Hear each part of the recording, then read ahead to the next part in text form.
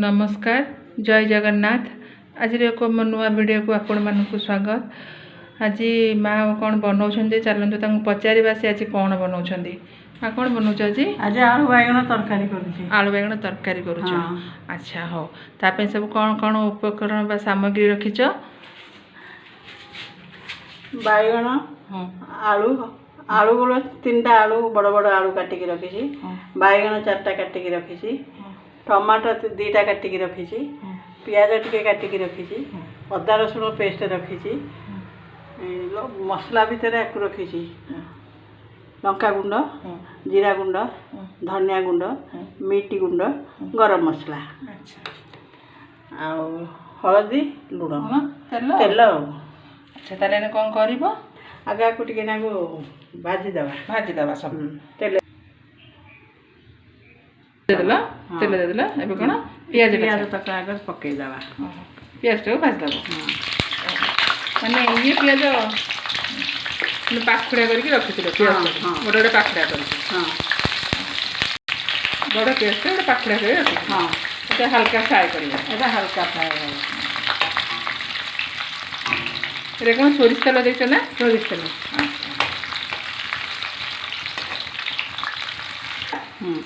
हल्का टिके भाज हाँ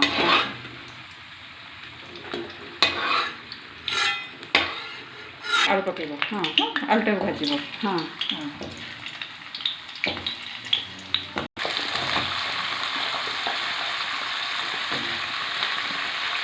आलू भाजीद हाँ आलू टाक भाज ये कौन लाल कर भाज हाँ ब्राउन ब्राउन भाज डीप फ्राए कर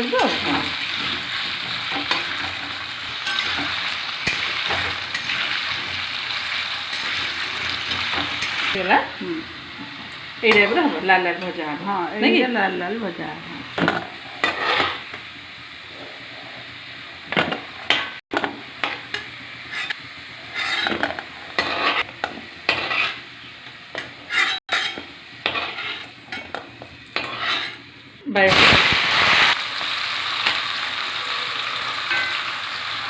कौन भाज लगे हाँ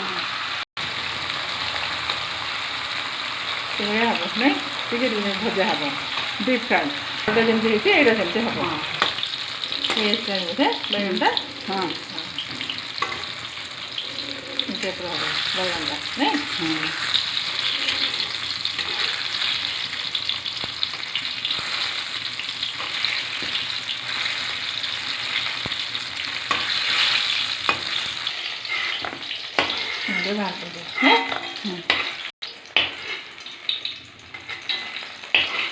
तरकारीटा करिया हाँ जीरा टिके दब जीरा टिके गोटा जीरा कलर पे टिके चीनी दब कलर पे टिके हाँ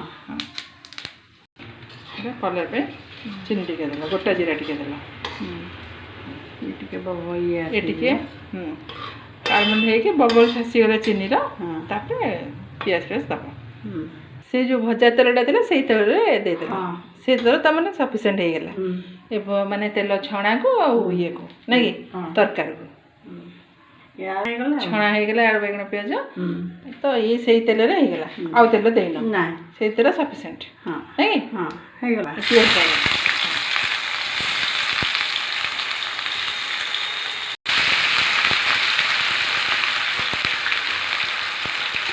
टमाटर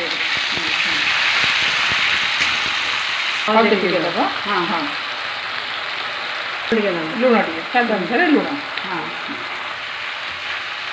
भाजी नहीं लुणटा देदेले टमाटो कंचन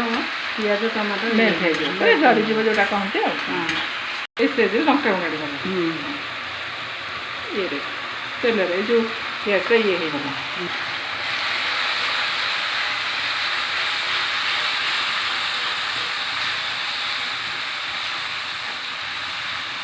बड़ चामच ये हम हाँ अदा रसुण पेस्ट हाँ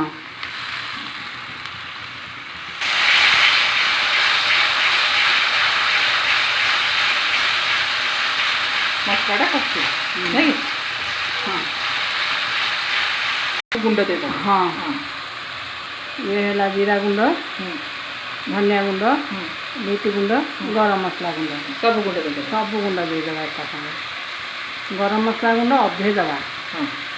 ଆଉ ଅଧେ ଓହ୍ଲେଇଲା ବେଳକୁ ଦିଆହେବ। ଟିକେ ପାଣି ଦେଇଦେଲା ଶୁଖିଲା ଗୁଣ୍ଡ ବୋଲି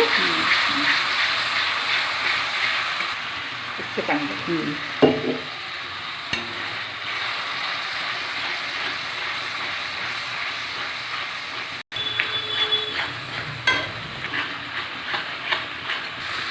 ଆସିଲାଣି ନାଇଁ ଟିକେ ତେଲ ଉଠିଗଲେ ଉପରକୁ ହଁ ଟିକେ ତେଲଟା ଉପରକୁ ଉଠିବ। ସେ ଆସିଲାଣି ନାଇଁ ମସଲାଟା କଷି ହେଇଯାଇଥିଲାଣି। ହଁ ଭାଜିକି ରଖିଥିଲା ଆଳୁଟା ଦେବା ଏଥରକ। ଏଥିରେ ଆଳୁଟା ଦେବ ଯେଉଁ ଭଜା ଆଳୁଟା ରଖିଥିଲା। ହଁ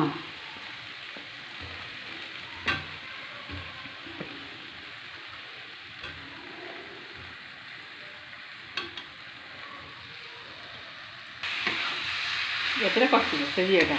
ନାଇଁ କି ପାଣି ଦେବା ଏଥିରେ ପାଣି ଦେବା ନାଇଁ କି ହଁ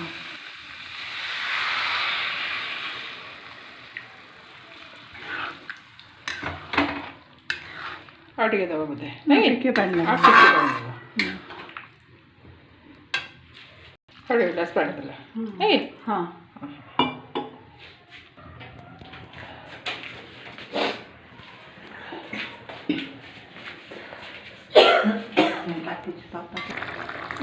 ଫୁଟୁଛି ନା କି ହଁ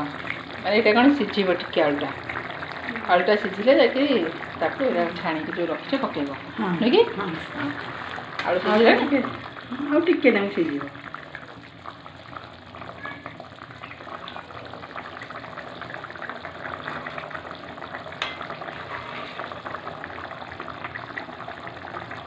ଆଉ ଟିକେ ସିଝିବ ନାଇଁ କି ଆଉ ଅଳ୍ପ ଟିକେ ସିଝିବ ଆସିଲାଣି ବୋଧେ ହଁ ସିଝି ଆସିଛି ବୋଧେ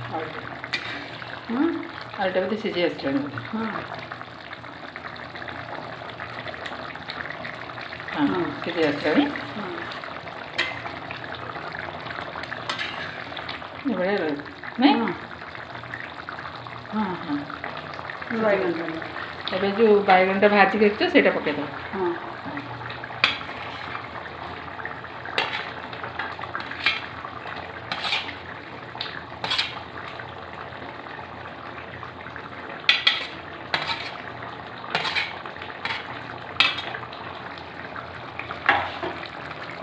ଏଇନେ ପିଆଜ ପକେଇବେନି ବୋଧେ ନାଇଁ ଆଉ ଟିକେ ଫୁଟିକି ଦେବୁ ଏଇଟା ଟିକେ ଫୁଟିଯିବ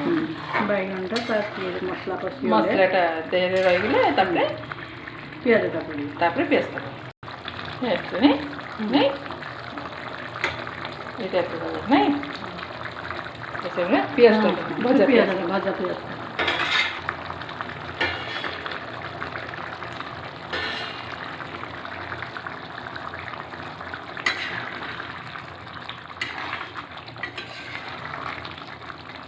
ଗରମ ମସଲା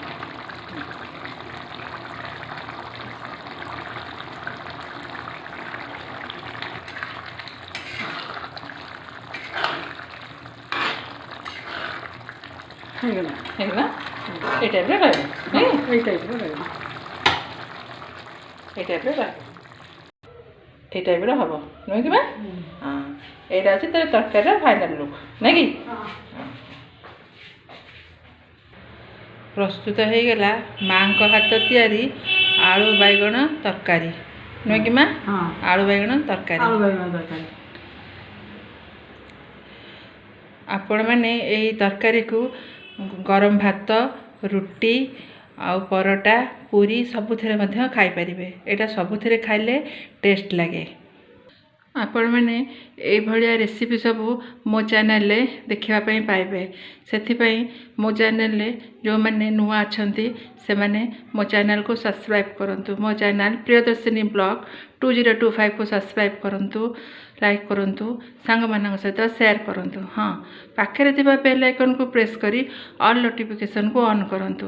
ଯାହାଫଳରେ କି ମୁଁ ଯେକୌଣସି ଭିଡ଼ିଓ ଅପଲୋଡ଼୍ କରିବି ତାହା ସର୍ବପ୍ରଥମେ ଆପଣମାନଙ୍କ ପାଖରେ ଯାଇ ପହଞ୍ଚିବ